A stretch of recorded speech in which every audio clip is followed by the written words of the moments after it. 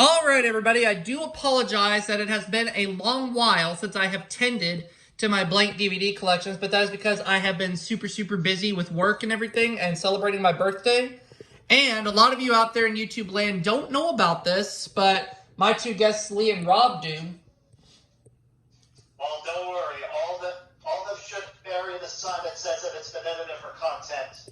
I bet you a slice of rounders that's going to say edited for content on one of these films.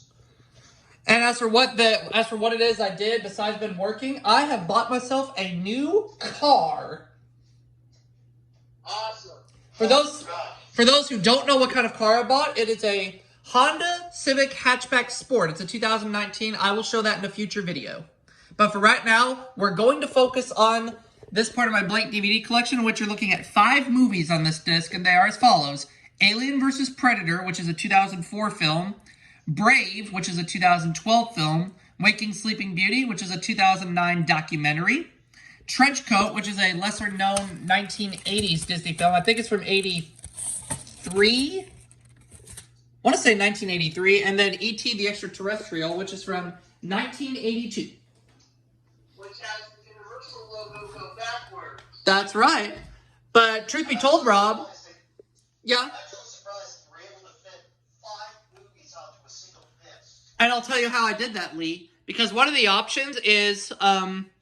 you have different options on the discs, which you can record up to 2 hours, up to 4 hours, or up to 8 hours. I always choose 8 hours. But don't you think it's going to affect the quality of the picture? It shouldn't. I mean, the qualities of the movies look fine. Yeah, that's fair. And besides, I use my Blu-ray player to play these movies. Yes. So anyways... VHS was invented on speeds like extended play or super long play.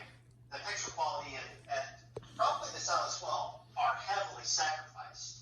Right, but that was when VHS was a thing. DVD, the quality improved. So let's take a look at Alien vs. Predator. Go ahead. Yep, Stars Encore. I was right about that.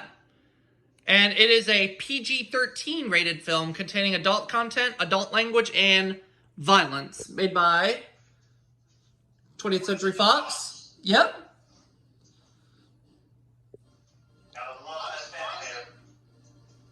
I'm surprised that Alien vs. Predator was rated PG-13. I thought it'd be rated R. I thought so too, because the original Alien and Predator movies were rated R, but this one somehow got a PG-13 rating, because I guess the violence wasn't as gruesome and the language wasn't as graphic. Not to mention a lack of jump scares. Right. Now on to the next one, which is Brave, a Disney Pixar film from 2012. It's an ABC Family recording. So there is a Walt Disney Pictures logo before that, but I forget where this was recorded from. This film has been modified from its original version. It has been formatted to fit the screen and to run in the time allotted. Which means that the film is shown in its entirety, but it's edited to include commercials. Right. And this film on ABC Family was rated TV-PG-V, violence. So, when I encountered a CBC area in Pinocchio in Canada, they showed the film in its entirety, but they had to allow 30+ minutes of commercials. Right. So we saw the Disney logo, and then there's the Pixar logo, which needs no introduction. Everybody knows what Pixar is. Yes, it's a studio that's founded by a bunch of dudes. That's right. Next up, we have Waking Sleeping Beauty, which features an introduction from Leonard Maltin. I'm Leonard Maltin, and I'm happy to be here at the Walt Disney Family Museum. So we'll go ahead and look at the Leonard Maltin intro, because Leonard Maltin, I know, is a big Disney fan. He is a god, and he is what I was introduced to lost media preservation. Right. In fact, for those who grew up in the 1990s, like all three of us did, if you remember some of the Disney video releases in 1997 or 98, there were some behind-the-scenes documentaries on those tapes, such as Fun and Fancy Free, Mary Poppins, Sleeping Beauty, Old Yeller, The Jungle Book, and Peter Pan, in which Leonard Maltin appeared in all those documentaries. And was proudly interviewed by Phil Semley and Harry Lorenz. Right. But those interviews were not how it was first introduced to Leonard Maltin. It was actually Walt Disney Treasures. But Walt Disney Treasures inspired me to go into Benjamin Lost for Yep, and this was a Turner Classic Movies airing, and they gave it a TVG rating. And this gives you a little bit of a look at how, you know, Don Hahn started his career at Disney in 1975, and how Disney changed quite a bit after the release of The Fox and the Hound. Yes. And because of the failure of the Black Cauldron and what have you. So, if you want to know how Jeffrey Katzenberg has been behaving in Waking Sleepy Beauty, oh boy, you're going to have a lot of fun hearing what Katzenberg did to those animators when they were working on the Black Cauldron. And although Trenchcoat, this next opening I'm showing, is a PG-rated film, on Turner Classic Movies it got a TV 14 rating. Whoa! Interesting. And there's the Buena Vista logo right there, which is the 80s custom-made Buena Vista logo. So, was Trenchcoat officially the last film to have the Buena Vista logo in live action form? I want to say yes. Now, this particular Buena Vista logo you're looking at right here was also seen before the short Mickey's Christmas Carol. And Winnie the Pooh and an A for Eeyore. Right, that too. And if you take a look at the TV right there, it's in widescreen. Yes. Is it also the final Disney film to come out before the arrival of Michael Eisner and Jeffrey Katzenberg? I want to say yes, I believe so, Lee. I think so. Now, you have to keep in mind that Trenchcoat is also a 1983 film, so it would be 2 years before Walt Disney would get its own proper studio logo, Walt Disney Pictures, which the first film to have that logo was The Black Cauldron. Yes. Which was butchered thanks to Jeffrey Katzenberg. That's right, because after, you know, Joe Hale, the producer, and Roy Disney attempted to make the edits themselves, Katzenberg just said, I'll edit this damn movie myself. Like, did he actually take courses on how to edit a movie before editing the film? I don't know, and I don't give a damn. Well, all he does is just take out the gruesome parts. Right, so that way it would avoid getting an R or PG-13 rating. So, Yes, Rob, go ahead. yeah, go ahead, Rob. And speaking of Jeffrey Katzenberg, he did Robin Williams' Dirty. Yes, he did, but that's a story for another day, for another video. Okay. Oh, okay. But that's alright, because, you know, it has to do with the whole thing at Aladdin and whatnot there. When I show a blank DVD that has Aladdin on it, we will talk about that story for sure. Okay. We'll just have to wait for that disc to pop up. Now, I know this is a bit of a long video, but we also wanted to give you a little bit of history, because, you know, this is one of the last films to feature this particular logo that you're looking at on my TV here. Yeah, before Jeffrey Katzenberg would change the name to Walt Disney Pictures. Now, also, a couple other things I want to talk about this particular movie, Trenchcoat.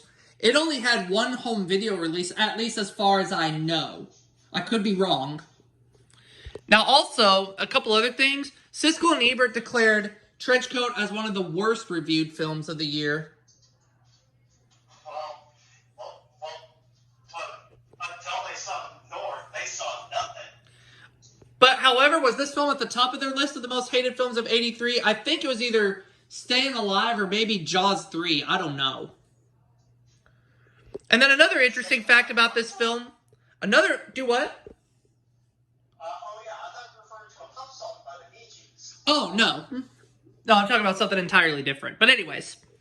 Also, another fun fact about this movie is that Robert Hayes, best known for playing the dad in Homeward Bound and Homeward Bound 2, starred in this film 10 years before he did Homeward Bound. So I guess, needless to say, Homeward Bound was Robert Hayes' redemption at Disney, because this was the first film he did at Disney, Trenchcoat, which did not do so well did not do well at the box office, and the reviews were bad.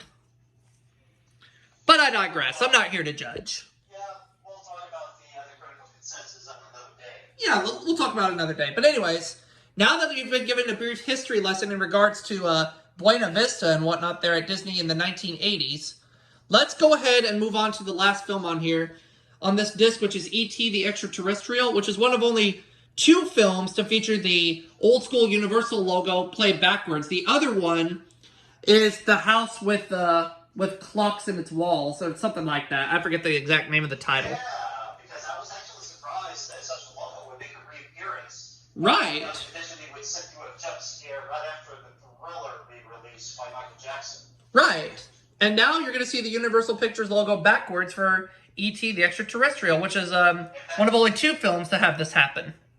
In fact, when that jump scare popped up just before, just as Gorilla was ending, and just before the logo would appear, just as the jump scare happened, I actually shouted on the top of the lungs to the whole theater, "Eat your heart out, George Lucas." Now, It's a reference to the special editions. Now, another Universal Pictures movie that had its logo reversed was Death Race from 2008, but it used the modern CGI logo at the time. Well, if only I could reuse one of their old logos. If one of the movies was released by Universal, I would actually reuse one of their old logos so I can actually transition all to a particular scene that I like to start with. You know, in the movie Ted, the movie actually started with the logo, but they actually zoomed onto the earth and into a place where the movie was filmed. Right, they did that for both Ted movies. I'd like to do that with some of my movies. Well, there you go. And also, now that you've seen the openings to all 5 of this movies on this disc, we're going to go ahead and stop right here, and I will see you all for part 113, which I will film and post soon.